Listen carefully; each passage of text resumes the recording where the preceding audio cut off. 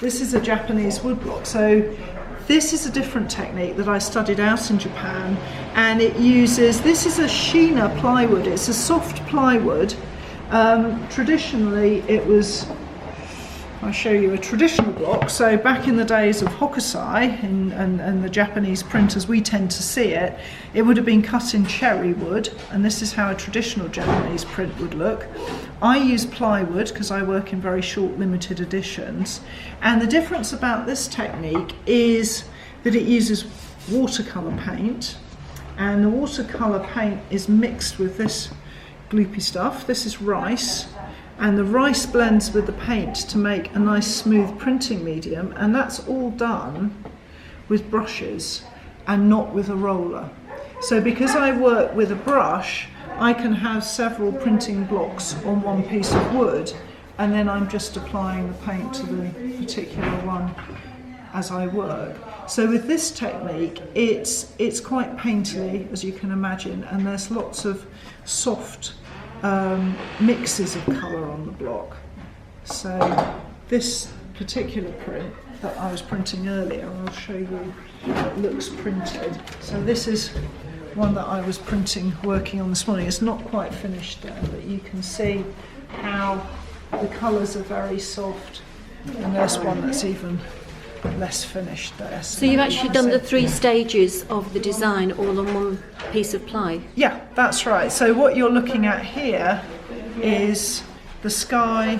I haven't got the blocks for the moon here, but you can see the sky there, and there's the large area of grey at the bottom there. So when I say rice, what I mean is it's just rice flour boiled up with water, and think of it like old-fashioned wallpaper glue, the flour and water glue, or for papier-mâché, and the job of that rice is to smooth the paint, to make it sticky, and to fix it onto the paper when you print. If you put just watercolour on wood, you just have a sort of wet smear, whereas if you blend it with the rice, it becomes a nice steady printing medium that you can get a good print from. Yes, you put paint onto the block and you follow it with about the same amount of rice, and think of these brushes almost like a massage brush, so they're blending the paint and rice on the block and sweeping across to give you a smooth result, and then the paper goes on top of the wet paint, and then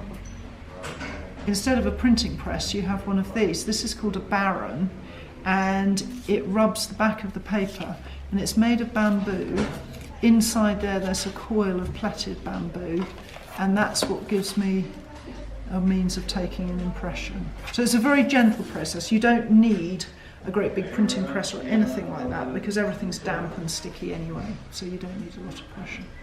And what tools would you use for cutting the wood out? So the cutting tools, I'm sort of hopping between the two with my lino. If I give you the box to look at, these are my traditional Japanese tools here. So some of them are very, very similar to a lino cut tool in the shape of them. So here's a lino cut tool, and here's a Japanese cutting tool, and you can see they're both U gouges for gouging out. The big difference for cutting a Japanese woodblock are these short knives here, and these cut the outline of the block, and these are called a hangito. Hangito, and they fit in the fist like that. So instead of cutting as we cut in the West, where you push away, a hangito comes towards you. So you're either cutting with the knife like that, or you're cutting that way on with the back of the knife. And the whole point of using a knife like that is to create a block where the top is narrower than the base, so that the block slopes outwards.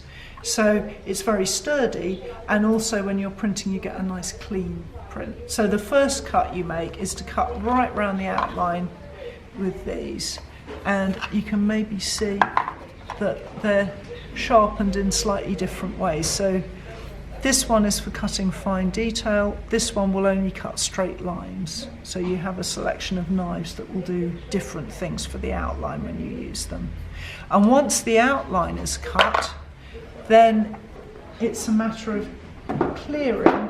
All you need is clearance around the block for the spare paint to go.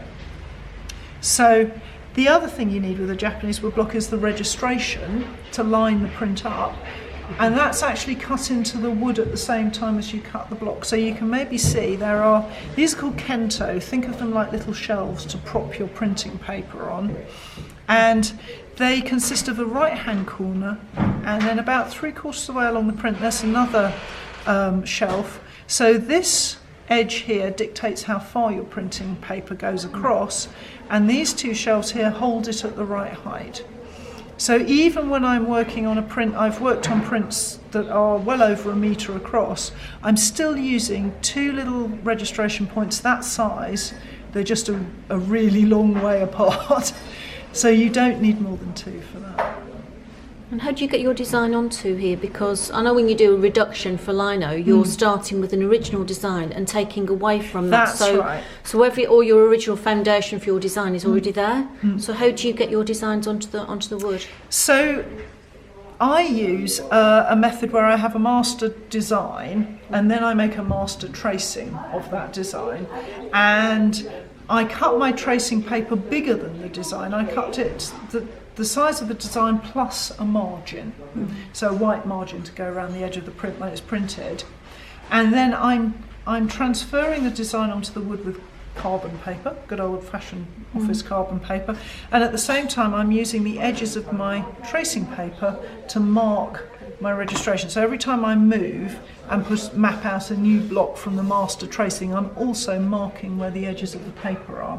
So my printing paper is the same size as my master tracing, so that it too is going to fit into those blocks as I move it around. So you can fit a lot of blocks onto a piece of wood, and you can maybe see this very messy one, all my registration down here for the different blocks, and these bits of tape are to make sure that I put the right paper in the right holes here.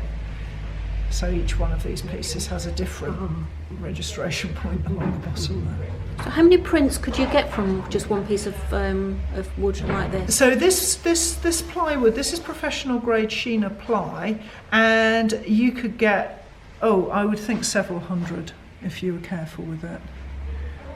You're not putting a lot of pressure on the wood, and if it's the professional grade, the glues are very, very good. So I would say you could, I've got demonstration blocks that I must have printed a couple of 100 times. Whereas this original cherry block here, as would have been used in the Edo period, with this one you could maybe get to a couple of 1,000 prints, because in those days there was no limited edition, it was all about mass printing. So this cherry is very good for that, it's hard and it will give you that. But I work in limited editions, so after I've printed my edition of maybe 20 prints, I'll burn the wood, so I never keep the blocks. Burn the wood? Yeah, I just burn the blocks when I finish. Which is why I don't cut them in precious cherry, they're in plywood. Well, that ensures that they're definitely a limited edition. Definitely a limited edition. I don't have the storage for them, and I'm kind of like the RSPCA. I like them to go to good homes, and then I move on to the next thing, so I don't get very attached to things. But with the lino, as you can see here, I'm destroying as I'm working. So with this one, it's a reduction, and I'm chopping away each time.